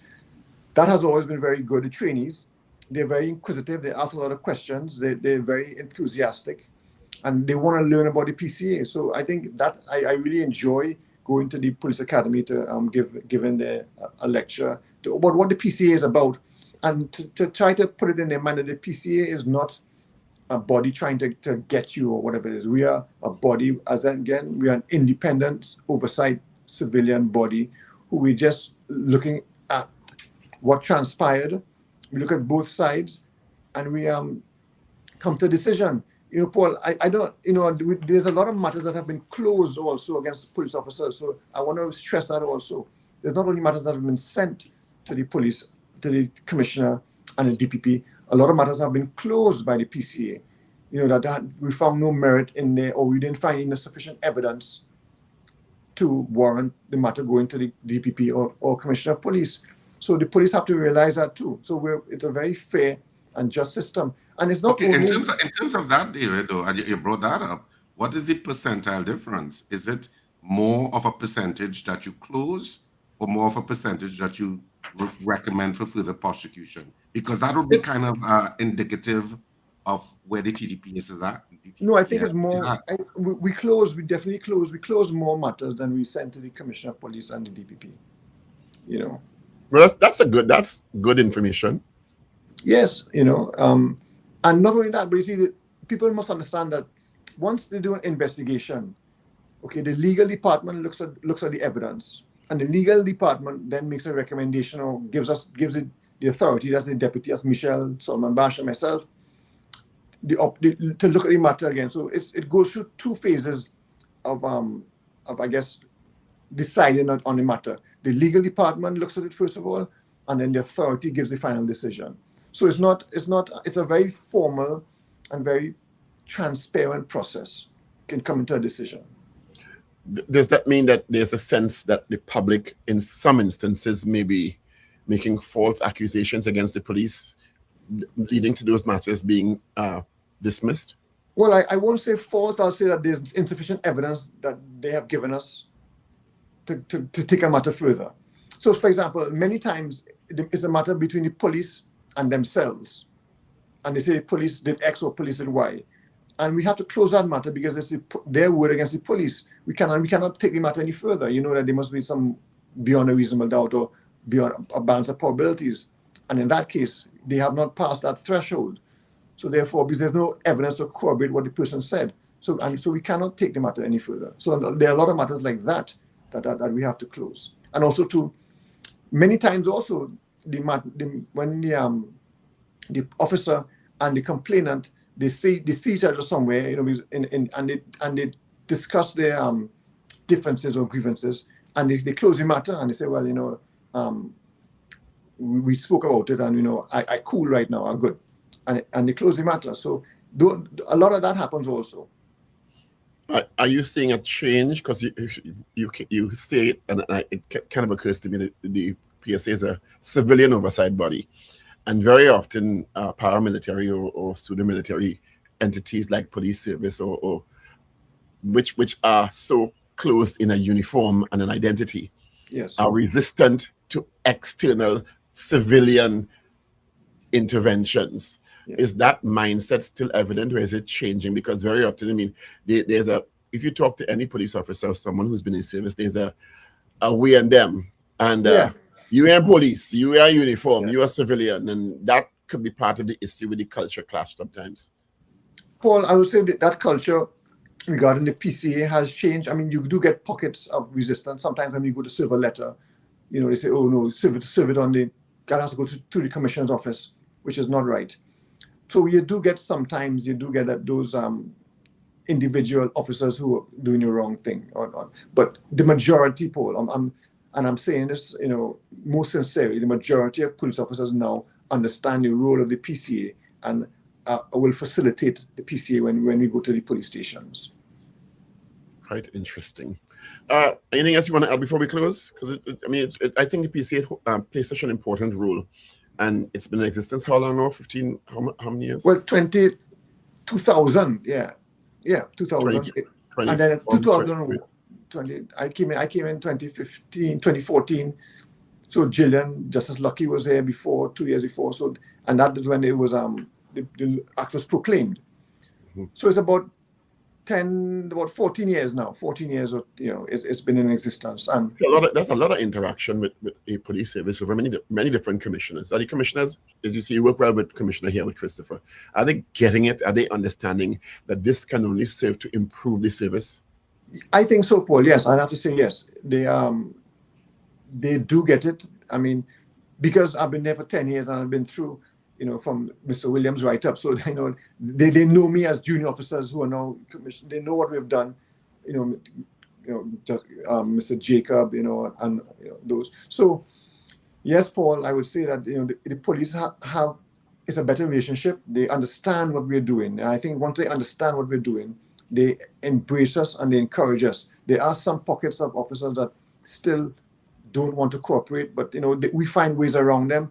I mean, I know the good thing is, Paul, I could pick up the phone and talk to a senior officer, and I could get something done that I need to get done, and without any hesitation or any questions, And once it's to do with the PCA work, they're happy to help and happy to assist. So I would say that, Paul, we've come a long way. There's always room for improvement, but I'm happy that on the trajectory we're seeing with the police service. David, thanks so much for being with us. Appreciate it. Thanks a lot, David. Yeah. Thanks, David. Thank you for having me. It's been a pleasure. Have a good day, guys. Right. Have a great day. Best to you. All right. Take care.